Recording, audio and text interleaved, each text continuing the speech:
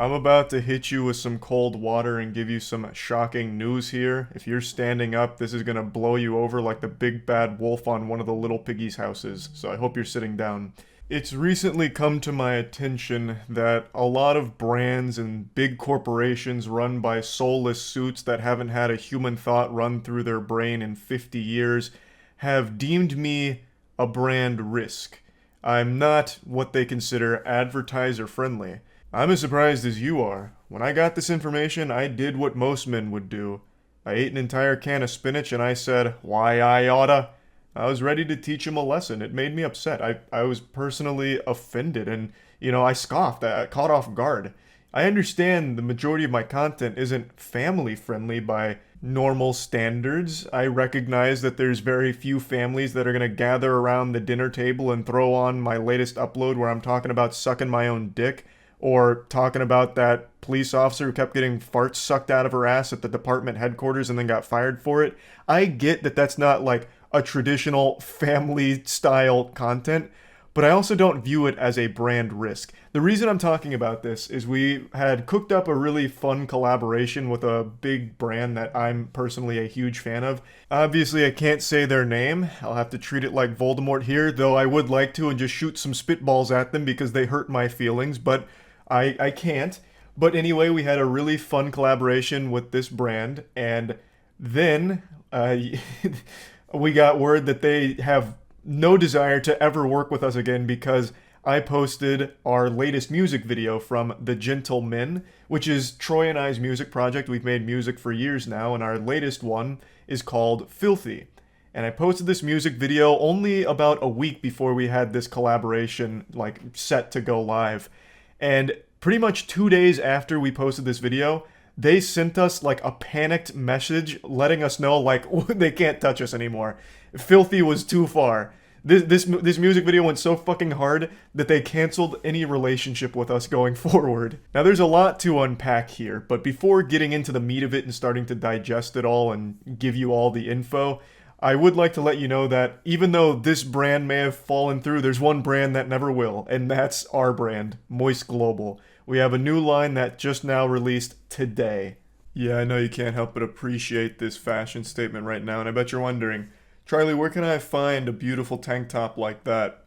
Well, don't worry, your prayers have been answered. This is part of the Moist Global gym line, which is available now at moistglobal.com. It's got this beautiful tank top as one of the pieces there, which instantly just make you big and strong like me. We also have other selections available. It's a very wide, very great line, such as this beautiful sweatshirt here, which is extremely comfortable. That feels like being hugged by your grandmother if she was cloned 15 times and hugging you all at the same time. Then also these sweat shorts, which are extremely nice and very comfy. And this great workout shirt. If you're not into tank tops, there's this nice t-shirt here that you can wear instead. And then a pair of slides. I am a huge fan of slides, and I think these are fucking amazing. In addition to all the new gym wear, we did also restock the Happy Coat due to popular demand, so that's available there as well. So that's moistglobal.com. Get everything you've ever wanted. Now, this was the first time any of my videos has been named and shamed by a brand that we had planned on working with. A brand that reached out to us to do something big together. So it really was kind of, weird. Especially because I don't even see why it's that big of a deal. The song goes hard. The song is very clearly pretty extreme. It's graphic. It's silly. I'll go ahead and give you the lore of the song. I've been really into listening to that kind of music, like Corpse Style. Also, Do Not Resurrect is another artist I've been heavily into. And I just kept spitballing the worst lyrics ever in that style for some reason. So I hit up Troy and asked if he thought it'd be fun to do, and he was super into the idea. So I started tossing him the most alarmingly gross lyrics of all time, which eventually led to the name being Filthy. We were on the fence between Filthy and Disgusting. I just think Filthy sounds better as a track, so that's why I went with that. And I do fully recognize that the lyrics come at you full throttle without holding anything back. They don't pull any punches. The opening line to the song is, "The shit I spit is grimy, I make her pussy slimy." I get that when you're fucking 60 years old running one of these major Fortune 500 companies, you hear that and you're like, oh, God, gee willikers, fuck, oh my goodness, oh my God. Yeah, I get that'll catch you off guard, but I still just don't even think that's a brand risk. this is so far removed from what we were doing. I don't think it should matter, but I'm already getting carried away. And maybe one day I'll even release the director's cut because Troy had to like reel me in. He had to like simmer me down because I was a cauldron of grossness that was bubbling over. I was sending him lines to the point where Troy was like, "We need to tone it down a bit, Charlie." Like, I'll go ahead and give you a couple that I still remember off the top of my head. I'll go ahead and give you a sneak peek here of the Snyder cut of this song in the original form. One of them was, "Pee and poop is stinky. She's tugging on my winky, spitting in my face 'cause I like it when she's kinky." Another one, which is I still think straight fire. I think this series of lines go hard. Was curtains of beef, vaginal queef, labia looking like a Christmas wreath. Oh, I think the one that broke the straw that broke the camel's back was one of them I sent to Troy had to do with squirting. And I had a couple different lines with squirting, and I can't remember which ones I was sending his way because it was just such a fucking flurry of lines I kept tossing his way. I think the one where he was like, "Wow, this is way too much," was the one that went something like, "We're fucking till it hurts, I'm thrusting till she squirts, she's sucking on my dick like it's a tube of Go-Gurt," or something like that. It was somewhere in that ballpark. This shit was unhinged. Like, I do think Troy made the correct call, the executive decision to, like, take it down to a more acceptable level. Because nobody wants to hear that kind of shit, I don't think. Just imagine if we released the pre-alpha of that song and this brand heard that. Oh my god, the suits at that company would have actually just fucking died. They would have had a heart attack listening to those lyrics. They were truly going Insano style. I fully admit that. But I'm very proud of that song. And you know what? I fucking stand behind it 100%. I don't care if it lost this brand or 1,000 brands in the future. That song slaps. Filthy goes so hard. Troy killed it on that track, and I think we made something special in the best way. Yes, it's foul. It is ferocious, even violent at points.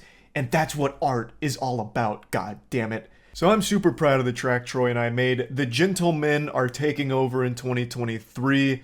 And Filthy is just the start. That's just a little appetizer to the incoming main course. Now, I would like to say, I just don't ever really understand this rationale of because this person, gets a little explicit and vulgar in some videos, they're all of a sudden a brand risk. I don't do anything that I think is, like, risky for brands to associate with me. I'm not going out there setting fucking churches on fire or anything. I'm just a goofball sitting in his room and I'll talk about some silly topics or make a silly song about sex and shit. Like, I don't see why all of a sudden that somehow besmirches any companies that might want to work with me in the future. That just doesn't compute. Like, let's say this company wanted to make a song with Troy and I, then I'd understand it because now the song catalog is, Filthy and then this collaboration. That would make sense to me. It's like, okay, I see why they really wouldn't want that because our last song is all about sex. And now we're doing a song with them. And I see why there'd be maybe a conflict there. But what we were doing had nothing to do with the music that they had a huge issue with. And I don't think anyone would have associated their brand with the Filthy song. It's just, I really feel like it's so disconnected from reality. And I also just hate this whole push for everything to be so fucking sterile and squeaky clean. Like YouTube releasing new Weenie Hut Jr. guidelines to profanity, and all of these advertisers wanting just the most uninteresting, inoffensive garbage for every possible avenue, instead of just making something that's entertaining, which I think should always be the focus for a brand first and foremost, because that's what people remember. If you're just going to release a fucking nothing burger, why even do it in the first place? You're not going to get anyone interested. At least just make it memorable or entertaining, at the very least. It's just a kind of frustrating thing that I've been noticing more and more now. And this one was really something special where they just point blank told us they don't want to work with us ever because we released a dirty song, which is baffling. So I just wanted to talk about this a little bit because I found it to be an interesting and silly subject to talk about. And yeah, that's about it. So yeah.